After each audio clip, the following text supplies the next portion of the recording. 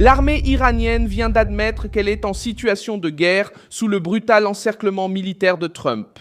Et elle reconnaît que la pression militaire américaine pèse sur le régime et maintient l'Iran dans un état d'usure, de peur et de surveillance.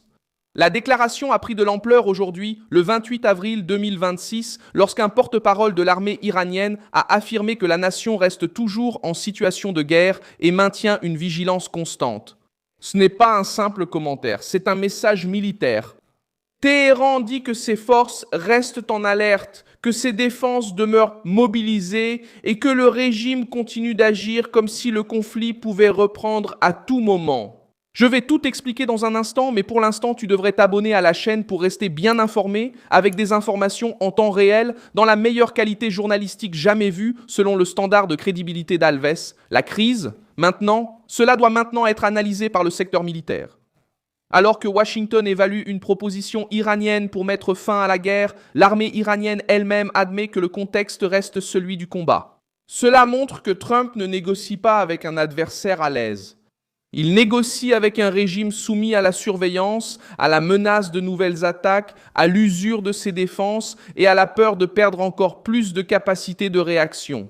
L'essentiel est que Téhéran tente de dissocier négociation et réalité militaire. L'Iran veut d'abord arrêter la guerre, réorganiser ses forces, puis discuter du programme nucléaire. Trump n'a pas accepté cet ordre. Selon Reuters, le président est resté insatisfait de la proposition iranienne parce qu'elle repoussait la question nucléaire à une phase ultérieure. Pour Washington, c'est justement le sujet qui ne peut pas être repoussé. Si le régime reste en situation de guerre, la pression militaire ne doit pas être levée avant d'obtenir des garanties concrètes. C'est le cœur de leur stratégie d'encerclement. Il ne s'agit pas seulement d'un conflit maritime, il s'agit de maintenir l'Iran sous pression en termes de commandement, de défense et de mobilisation. Lorsqu'une armée admet être en situation de guerre, elle reconnaît également qu'elle doit protéger ses bases, ses radars, ses lanceurs, ses centres de commandement, ses dépôts, ses frontières et ses installations stratégiques.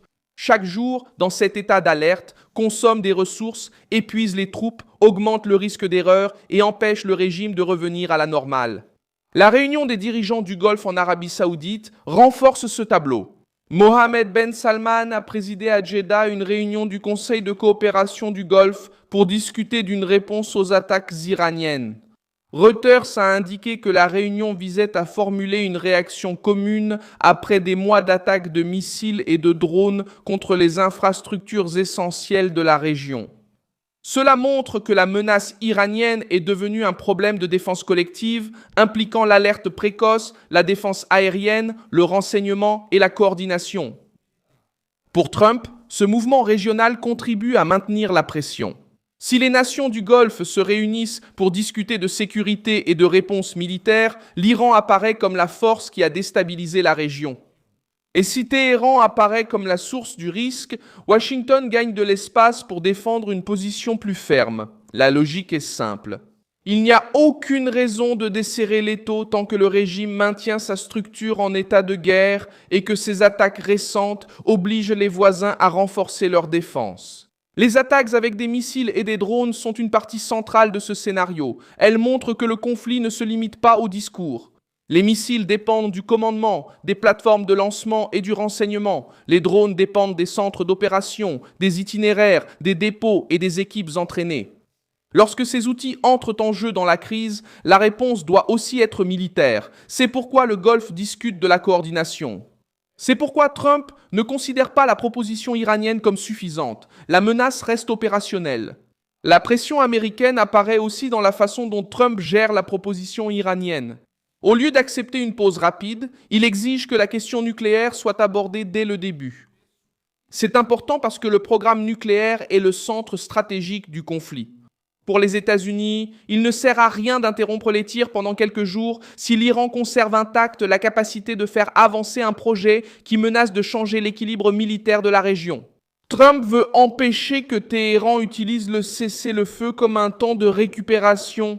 Reuters a rapporté que les attaques ont diminué après le cessez-le-feu du 8 avril, mais les capitales du Golfe restent en alerte face à une possible reprise du conflit. Ce détail est essentiel.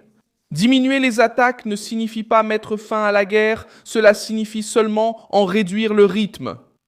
les forces restent en position, les systèmes de défense restent vigilants, le renseignement continue de surveiller les mouvements et les gouvernements continuent de se préparer au pire scénario.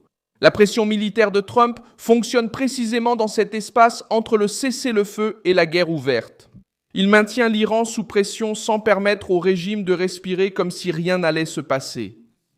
Téhéran doit calculer chaque mouvement, protéger ses structures, éviter une nouvelle escalade, chercher un soutien extérieur et convaincre Washington d'accepter une proposition qui ne résout pas immédiatement la question nucléaire.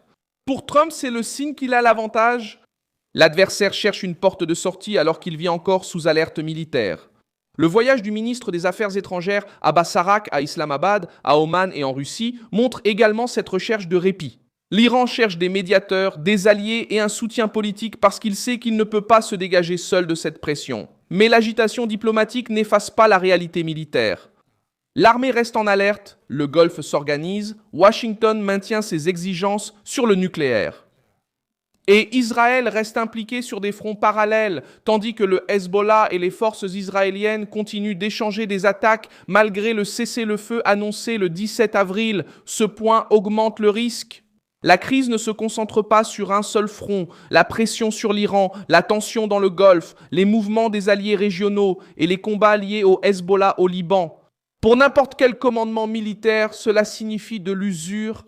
Plus il y a de fronts ouverts, plus il est difficile de coordonner la défense, de protéger les installations et de maintenir les troupes prêtes. C'est dans cet environnement que l'expression « situation de guerre » prend tout son sens. No noticiário qui circula, certains essaient de présenter la proposition iranienne comme un signe d'ouverture, mais dans le domaine militaire, l'interprétation est différente. Une proposition faite alors que l'armée admet un état d'alerte de guerre ressemble moins à une démonstration de force et davantage à une tentative de gagner du temps. L'Iran veut réduire la pression, réorganiser ses défenses et éviter que la question nucléaire ne soit immédiatement placée au centre des discussions. Donald Trump s'en rend compte et maintient la pression. La réunion du Golfe exerce également une pression sur Téhéran car elle transforme la défense régionale en une question collective. L'Arabie saoudite, les Émirats arabes unis, le Qatar, le Koweït et Bahreïn ont participé à la réunion, tandis que la représentation d'Oman a été considérée comme incertaine dans les informations publiées. Même avec des divergences internes, ces nations ont été obligées de discuter d'une menace commune. Pour l'Iran, cela est dangereux. Une région plus coordonnée rend les attaques plus difficiles. Cela réduit l'effet de surprise et augmente le coût de toute nouvelle action avec des missiles ou des drones. Anwar Gargashi, une autorité des Émirats arabes unis, a critiqué la réponse politique et militaire du Conseil de coopération du Golfe, qualifiant l'action du bloc de faible. Cette critique ne réduit pas la pression sur l'Iran. Au contraire, elle révèle une demande de plus de coordination, de plus de fermeté et de plus de capacité de réaction. Lorsque les dirigeants régionaux commencent à appeler au recours à la force militaire, l'espace pour que Téhéran intimide ses voisins diminue.